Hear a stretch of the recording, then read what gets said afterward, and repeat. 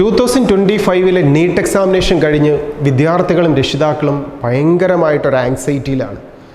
ഈ വർഷത്തെ എക്സാമിനേഷൻ കഴിഞ്ഞ് എൻ്റെ മാർക്ക് വെച്ചിട്ട് എൻ്റെ സ്കോറിലൂടെ എനിക്കൊരു ക്യാമ്പസിൽ അഡ്മിഷൻ ലഭിക്കുമോ, ഇനി അഡ്മിഷൻ ലഭിക്കുന്നെങ്കിൽ തന്നെ അത് ഗവൺമെൻറ് മെഡിക്കൽ കോളേജ് ആയിരിക്കുമോ, പ്രൈവറ്റ് സെൽഫ് ഫിനാൻസിങ് കോളേജിലേക്ക് പോകേണ്ടി വരുമോ, അതോ NRI സീറ്റ് എടുക്കേണ്ടി വരുമോ, ഓൾ ഇന്ത്യ കോട്ടയിൽ ഒരു അഡ്മിഷൻ ലഭിക്കുമോ, ഇങ്ങനെയൊക്കെ പല ആശങ്കകളിലൂടെയാണ് വിദ്യാർത്ഥികൾ ഓരോ ദിവസവും തള്ളി നിൽക്കുന്നത്. അതിനിടയ്ക്കാണ് പുതിയ ന്യൂസുകൾ വരുന്നത്. മദ്രാസ് ഹൈക്കോടതി നീറ്റ് എക്സാമിനേഷൻ റിസൾട്ട് പബ്ലിഷ് ചെയ്യുന്നത് സ്റ്റോപ്പ് ചെയ്യണമെന്ന് പറഞ്ഞിരിക്കുന്നു. ഇനി അതിനെക്കുറിച്ച് റിപ്പോർട്ട് വന്നതിന് ശേഷം മാത്രമായിരിക്കും ഇനി മുന്നോട്ട് അടുത്തൊരു സ്റ്റെപ്പ് NDA വെക്കുക എന്നൊക്കെ. ആകപ്പാടെ ഒരു ആശയക്കുഴപ്പത്തിൻ്റെ ഭീതിയിലൂടെ വിദ്യാർത്ഥികളും രക്ഷിതാക്കളും മുന്നോട്ട് പോകുമ്പോൾ ആൽഫ അക്കാഡമിക്ക് പറയാനുള്ളൊരു കാര്യം, നിങ്ങൾ ആരും തന്നെ ഇതിൽ വിഷമിക്കേണ്ട, ആകുലപ്പെടേണ്ട, ആങ്സൈറ്റിയും ആവശ്യമില്ല. കാരണം സുപ്രീം കോടതിയുടെ മേൽനോട്ടത്തിൽ ഇന്ത്യ മുഴുവൻ NTA കൺട്രോൾ ചെയ്യുന്ന ആ എക്സാമിനേഷൻ കൃത്യമായി തന്നെ ജൂൺ 14 റിസൾട്ട് പബ്ലിഷ് ചെയ്യും. അതിനിടയ്ക്ക് വരുന്ന ഒരാശയക്കുഴപ്പത്തെക്കുറിച്ചും നിങ്ങൾ ആരും തന്നെ ആങ്സൈറ്റിയിലേക്ക് പോകേണ്ട ആവശ്യമില്ല. എനിക്ക് ഏത് ക്യാമ്പസിൽ അഡ്മിഷൻ കിട്ടാൻ സാധ്യതയുണ്ട്, അതിനനുസരിച്ചുള്ള കോളേജുകളുടെ ലിസ്റ്റൊക്കെ പ്രിപ്പയർ ചെയ്യുന്ന തിരക്കിലാണ് വിദ്യാർത്ഥികളും പേരൻസും. ഒരു കാരണവശാലും ഇതിനുള്ള സമയമായിട്ടില്ല വിദ്യാർത്ഥികളോടും രക്ഷിതാക്കളോടും ആൽഫ അക്കാഡമിക്ക് പറയാനുള്ളത്. കാരണം നിങ്ങൾ ഓരോരുത്തരും മനസ്സിലാക്കുക, ഇപ്പോഴും NDA 2025 എൻട്രൻസ് എക്സാമിനേഷൻ്റെ ആൻസർ കീ ഇതുവരെ പബ്ലിഷ് ചെയ്തിട്ടില്ല. നമ്മൾ ഓരോ വിദ്യാർത്ഥികളും എക്സാമിനേഷൻ എഴുതിയ ആ എക്സാമിനേഷൻ്റെ OMR ഷീറ്റ് നമുക്ക് ചെക്ക് ചെയ്യാനുള്ള അവസരം നൽകിയിട്ടില്ല. ഇത് രണ്ടും കഴിഞ്ഞിട്ട് മാത്രമാണ് ആൻസർ കീ ചെക്ക് ചെയ്യുന്ന ഒരു പാറ്റേണിലേക്ക് NDA മൂവ് ചെയ്യുക. അപ്പോൾ ഇപ്പോൾ നമ്മൾ ഓരോരുത്തരും ഈ ക്വസ്റ്റ്യൻ്റെ ആൻസർ ഇന്നതാണ് എന്ന് നാം ചിന്തിച്ചിട്ട് അതിനെ ബേസ് ചെയ്തിട്ട് നമുക്ക് ഇത്ര മാർക്ക് കിട്ടാൻ സാധ്യതയുണ്ട് എന്ന് വിലയിരുത്തി അതിനെ ബേസ് ചെയ്തിട്ടാണ് എനിക്ക് ഈ മാർക്ക് വെച്ച് ഒരു കോളേജോ ക്യാമ്പസോ കിട്ടാൻ സാധ്യതയുണ്ടോ എന്നതിനെക്കുറിച്ചൊക്കെ ചിന്തിക്കുന്നത്.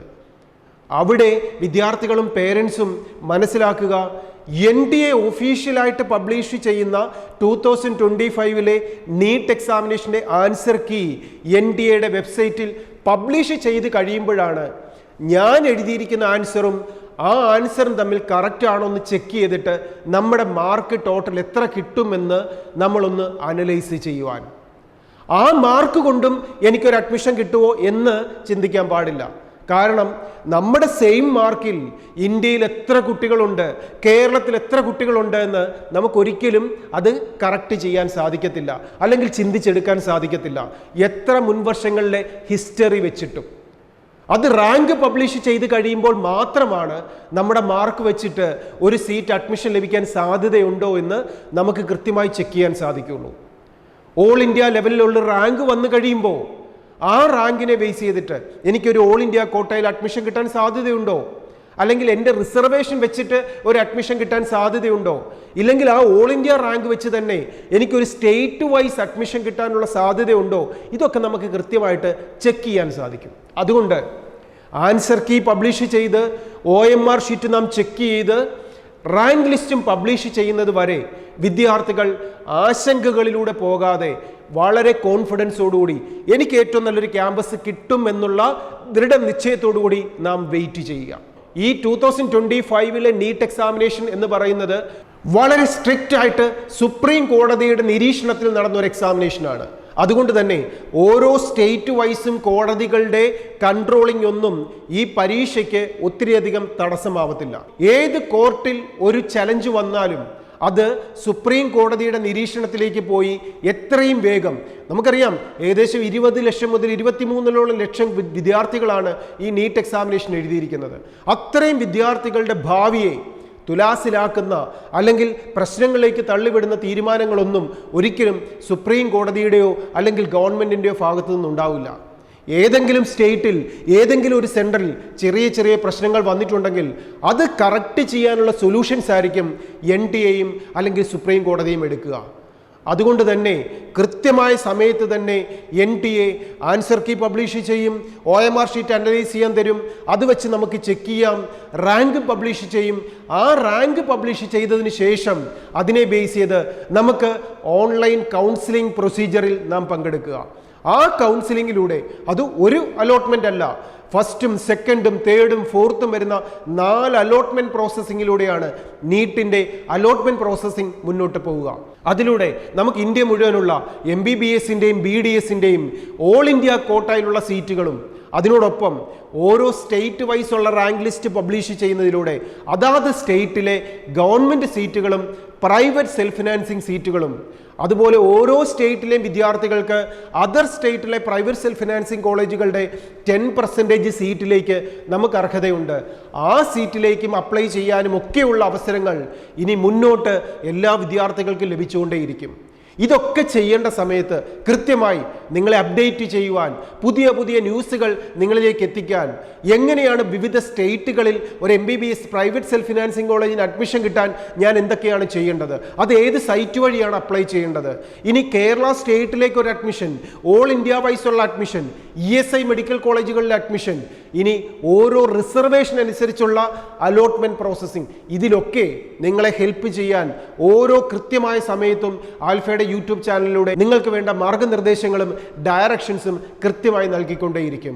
നിങ്ങൾ ചെയ്യേണ്ടതൊന്നു മാത്രം, ആൽഫയുടെ ഈ യൂട്യൂബ് ചാനൽ സബ്സ്ക്രൈബ് ചെയ്യുക. ഇനി +2 കഴിഞ്ഞ വിദ്യാർത്ഥികളാണോ നാം 2026 എക്സാമിനേഷൻ ടാർഗറ്റ് ചെയ്യുന്നുണ്ടെങ്കിൽ, ഈ വർഷത്തെ പരീക്ഷ എഴുതി കഴിഞ്ഞപ്പോൾ എനിക്ക് തീരെ മാർക്കില്ല എന്നാണ് എൻ്റെ മനസ്സിലെങ്കിൽ, ഇനി നാം ഒത്തിരി വെയിറ്റ് ചെയ്യാതെ നാം അടുത്ത വർഷത്തെ 2026 എക്സാമിനേഷന് വേണ്ടിയിട്ട് പ്രിപ്പറേഷൻ ഇപ്പോഴേ തുടങ്ങുക.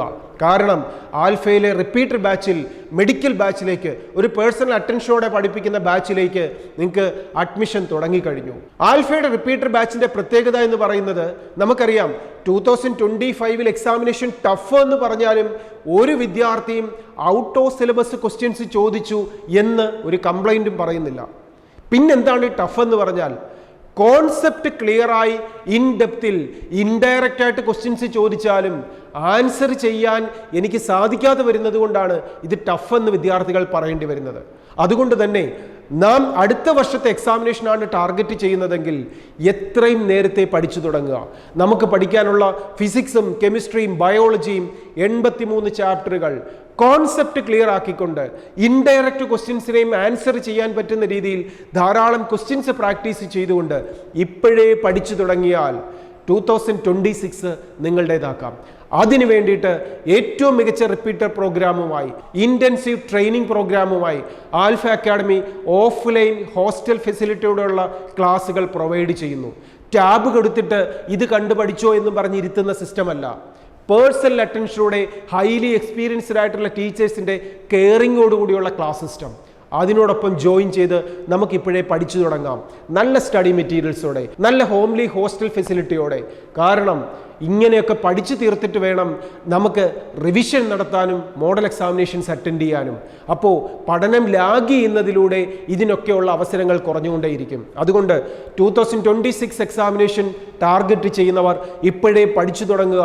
2025 എക്സാമിനേഷൻ നന്നായി എഴുതിയവർ ഒരു ടെൻഷനുമില്ലാതെ റിസൾട്ടിനായി വെയിറ്റ് ചെയ്യുക. ഏതാണെങ്കിലും വിജയം നിങ്ങളുടേതായിരിക്കും. കാരണം നാം എഫോർട്ട് എടുത്തിട്ടുണ്ട്, ആ എഫോർട്ട് ഒരിക്കലും പാഴാവുകയുമില്ല. All the best.